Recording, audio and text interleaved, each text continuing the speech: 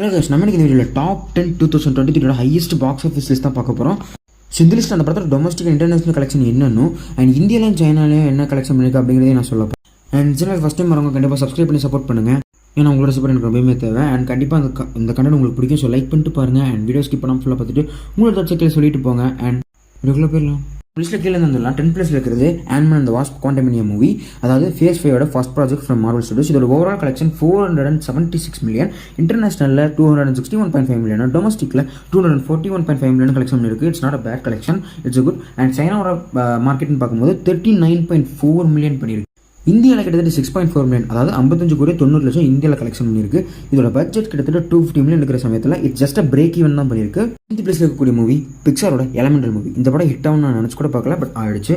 So இதோட overall collection பார்த்தீங்கன்னா 495.9 million, டொமஸ்டிக்கில் 154.4 million, இன்டர்நேஷனலில் 341.5 million பண்ணியிருக்கு.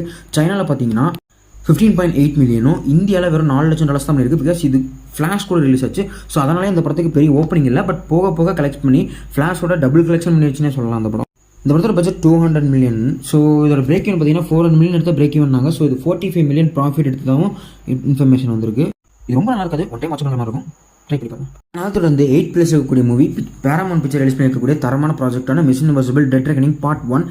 இந்த படத்தோட ஓவரால் கலெக்ஷன் பார்த்தீங்கன்னா ஸ்லைட் டிசப்பாயிண்டிங் தான். 567.5 மில்லியனும், டொமஸ்டிக்கில் 172.1 மில்லியனும், இன்டர்நேஷனலில் 395.4 மில்லியனும் பண்ணியிருக்கு. சைனாவில் 48.7 மில்லியனும், இந்தியாவில் கிட்டத்தட்ட 16 மில்லியனும் பண்ணியிருக்கு. இந்த மூவி ஏன் கம்மியாக கலெக்ஷன் பண்ணிங்கிறத நான் சொல்ல வேண்டிய அவசியம் இல்லை. ஓப்பனிங் அண்ட் பார்பி கூட ரிலீஸ் ஆனதுனால அந்த படம் பெருசாக எடுபடல. பட் ஒர்த்தான மூவி. இந்த படத்தோட பட்ஜெட் 290 to 300 மில்லியன் சொல்கிறாங்க. ஸோ இது பிரேக் ஈவன் ஆகாத சமயத்தில் மேபி ஒரு 20 to 40 மில்லியன் லாஸ் நடந்திருக்கலாம்.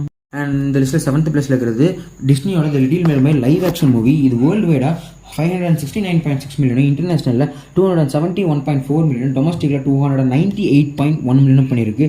சைனாவில் கிட்டத்தட்ட 3.7 மில்லியன் தான் பண்ணியிருக்கு. இந்தியாவில் வெறும் $7,96,000 தான் பண்ணியிருக்கு. இந்த படத்தோட பட்ஜெட் 250 மில்லியன். ஸோ அந்த சமயத்தில் 450 to 500 மில்லியன் எடுத்தால் பிரேக் ஈவன் சொன்னாங்க. ஸோ இந்த படமும் ப்ராஃபிட் கேட்டகரியில் வந்துருச்சு. பட் இந்த படம் எனக்கு பிடிக்கல, அதுதான் உண்மை. அண்ட் 6th பிளேஸில் இருக்கிறது இந்த வருஷத்தோட இன்னொரு மாஸ்டர் பீஸான ஸ்பைடர்மேன் அக்ராஸ் தி ஸ்பைடர்வர்ஸ். இந்த படத்தோட ஓவரால் கலெக்ஷன் பார்த்தீங்கன்னா 690 மில்லியன், இன்டர்நேஷனலில் 309 மில்லியனும், டொமஸ்டிக்கில் 381.3 மில்லியனும் பண்ணியிருக்கு. ஸோ இன்டர்நேஷனலில் ஏன் கம்மியாக இருக்குது அப்படின்னு கேட்டிங்கன்னா அதுக்கு முக்கியமான 3 ரீசன் இருக்குது. ஒன்று வந்து இந்த படம் நிறைய இடத்துல ரிலீஸ் ஆகலை, இன்னொன்று நிறைய இடத்துல லேட்டாக ரிலீஸ் ஆச்சு, கிட்டத்தட்ட ஒரு 2-3 வாரம் கழிச்சு.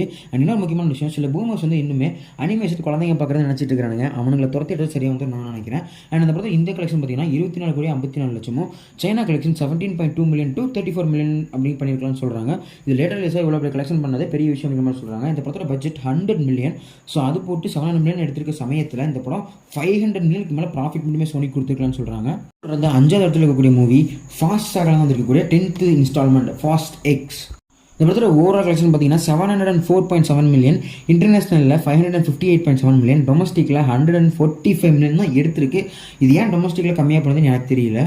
சைனாவில் 139 மில்லியன், அதாவது டொமஸ்டிக்கோட கலெக்ஷனும் சைனாவோட கலெக்ஷனும் ஈக்குவலாக இருக்குது. இந்தியாவில் 16.2 மில்லியன் இந்த படம் கலெக்ஷன் பண்ணியிருக்கு. அதாவது இந்த படத்தெல்லாம் குழந்தை குட்டியோட போய் பார்த்தாங்க, அதெல்லாம் நானே பார்த்து நிறைய. டொமஸ்டிக்கில் எனக்கு கொஞ்சம் சப்போர்ட் கிடச்சிருந்தா அந்த படம் கண்டிப்பாக ஒரு 1 பில்லியன் தொட்டிருக்குங்கிறது என்னோட அபிப்பிராயம். கிட்டத்தட்ட 340 மில்லியன் பட்ஜெட்டில் எடுக்கப்பட்ட இந்த மூவி வெறும் 700 மில்லியன் பண்ணியிருக்க சமயத்தில் இதுவுமே அந்த ஸ்டூடியோஸ்க்கு ஒரு சின்ன லாஸ் கொடுத்துருக்கலாம் அவர் சொல்கிறாங்க. அதை பற்றி எனக்கு முழுசாக எதுவும் தெரியல. அண்ட் 4th பிளேஸ் இருக்கக்கூடியது இந்த வருஷத்தில் வந்து one of the best Marvel ப்ராஜெக்டான guardians of the galaxy volume 3. இதோட ஓவரால் கலெக்ஷன் பார்த்தீங்கன்னா 845.5 மில்லியன், 1 பில்லியன் அடிக்கும் நான் நினச்சிட்டு இருந்தேன், பட் அடிக்கல. It's chat. டொமஸ்டிக்கில் 358.9 மில்லியனும், இன்டர்நேஷனலில் 486.5 மில்லியனும் பண்ணியிருக்கு.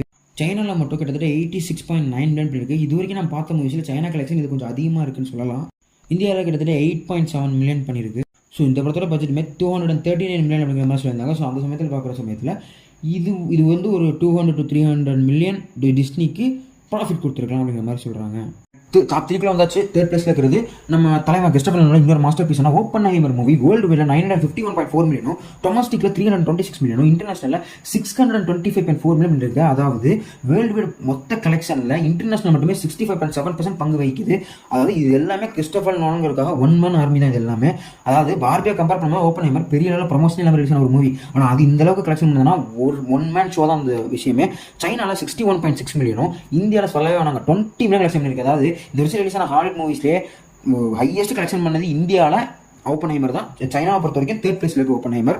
அண்ட் இந்த படத்தோட பட்ஜெட் 180 மில்லியன் சொல்லியிருந்தாங்க. அண்ட் ஸ்ட்ரைக் நடந்த சமயத்தினால இது வந்து 200 மில்லியன் இடத்துல பிரேக் ஈவன் ஆயிரம் அப்படிங்கிற மாதிரி சொல்லியிருந்தாங்க. ஆனால் அதோட கலெக்ஷன் 951 மில்லியன் சமயத்தில் 750 மில்லியன் கிட்ட ப்ராஃபிட் யூனிவர்சல் பிக்சர்ஸ்க்கு அள்ளி கொடுத்துருக்கு இந்த படம் அப்படிங்கிற மாதிரி சொல்லியிருக்காங்க. ஆனால் அதை தொடர்ந்து செகண்ட் பிளேஸ்ல போயிருக்கிறோம் ஒரு ஹைப்பே இல்லாமல் வந்து சக்கவோட போட்ட the Super Mario Bros movie. அது இதுவும் யூனிவர்சல் பிக்சர்ஸோட மூவி தான். அதாவது யூனிவர்சல் பிக்சர் பெருசாக ப்ரொமோஷனே பண்ணாமல் படத்தை ரிலீஸ் பண்ணி காசுன்றதெல்லாம் ரொம்ப பெரிய ஆளுங்க போலப்பா, இவனுக்கிட்ட கற்றுக்கணும். இந்த படத்தோட ஓவரால் கலெக்ஷன் பார்த்தீங்கன்னா 136 crore, அதாவது 1.36 பில்லியன் $.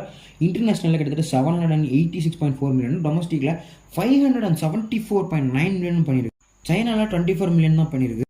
இந்தியாவில் 1.9 மில்லியன் மட்டுமே. அண்ட் இந்த படத்தோட பட்ஜெட்டுமே 100 மில்லியன் தான். 200 அது 150லேருந்து 200 மில்லியன் பிரேக் ஈவன் சொன்ன சமயத்தில் கிட்டத்தட்ட 1.1 பில்லியன் ப்ராஃபிட்டை யூனிவர்சல் பிக்சர்ஸ்க்கு இந்த படமாக அள்ளி கொடுத்துருக்கு. ஒன்றில் இருக்கிறது பெரிய கம்பல்சரி விஷயம் இல்லை, பார்பி.